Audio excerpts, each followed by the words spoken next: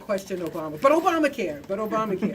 It was a Republican plan, bailed out the health insurance and big pharma industries, which are the cause of all our health care woes.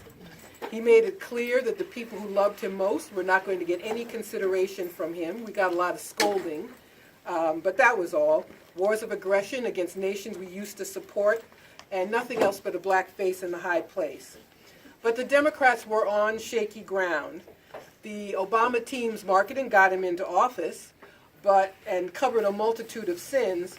But since that time, since 2008, the Democrats have lost the House, the Senate, control of most states. Their fundraising goes almost entirely to presidential campaigns. They don't even go through the motions of fighting Republicans for control of state legislatures. And Republicans then drew district lines which created more safe seats than the House for them. So the Democrats don't care if abortion rights are taken away.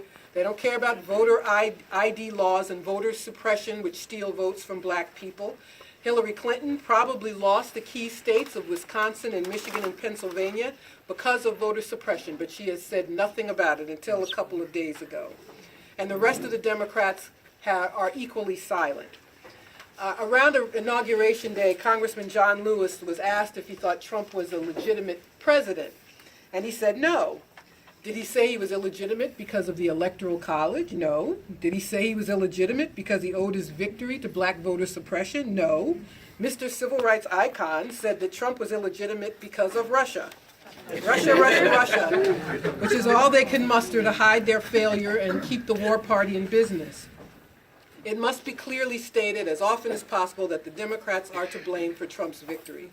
They know how to get votes. All they have to do is give people what they want. Minimum wage increase, living wage jobs, and end to the $1 trillion college debt industry, Medicare for all. But they don't offer any of these policies because the people who give them money don't want it to happen, and they don't want to bite the hands that feed them. So now they're using Trump as a punching bag and fundraising poster child. I don't think they really want to impeach him because Vice President Pence is seen as being less dangerous and won't keep frightened voters in line with the Democrats who keep failing them. What have they done since Election Day?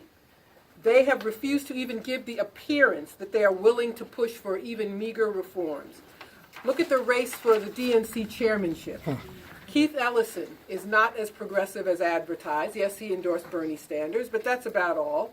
So instead of letting him win the seat and give the appearance of giving something to Sanders supporters, they instead recruit Tom Perez to keep selling what voters aren't buying, to make it clear that the Democratic Party is not changing anything. As Nancy Pelosi said, we don't need to change anything. I don't know if anybody else saw that.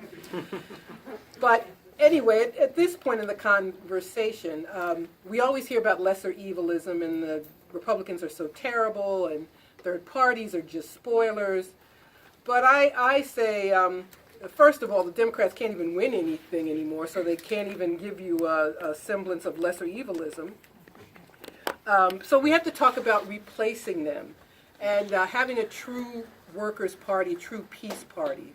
So let's put the Democrats out of their misery. Let's pull the plug and get them out of our lives. But that will require serious resistance against them first, and not Trump first. But this is going to be hard because it's been a long time since we had a mass movement, and that's what really brings about change and resistance. These debates aren't really new. In the 60s, there were debates about should Lyndon Johnson be confronted because he'd been so good to black people? Can you criticize Dr. King because he's done so much? And there were debates, but there was always someone who said, hell yes, we can confront them. People didn't just shut up and go home. They actually did it because liberation was the goal. 50 years later, we've gone backwards, and we rely on discredited policies instead of our own power to liberate ourselves. I was struck after Election Day that there was so little anger directed at the Democrats. Trump, being Trump, is a target, and he's a hard target to ignore. I know that.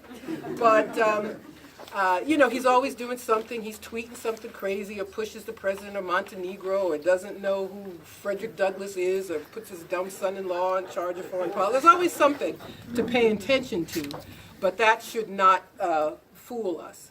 And lastly, I touched briefly on the Congressional Black Caucus when I mentioned John Lewis, but he's not alone. They're the worst hacks in the Democratic Party. They take their cues straight from Democratic Party leadership. They don't even talk about black people anymore. If they're not talking about Russia, they're not talking about anything. So they have to be resisted first. They're the gatekeepers, these misleaders, and we've got to get rid of them. You know, Trump, I'm not going to say that Trump is not bad for black people, not bad for the country. So all of the things I mentioned are true, but they're not the worst thing affecting our lives. Police murder, incarceration, unemployment are all worse, and they weren't being addressed before he became president. So it's not really a difference for us, for those people who are getting the worst treatment in the country.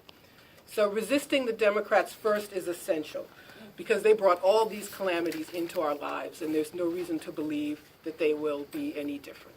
Thank you very much.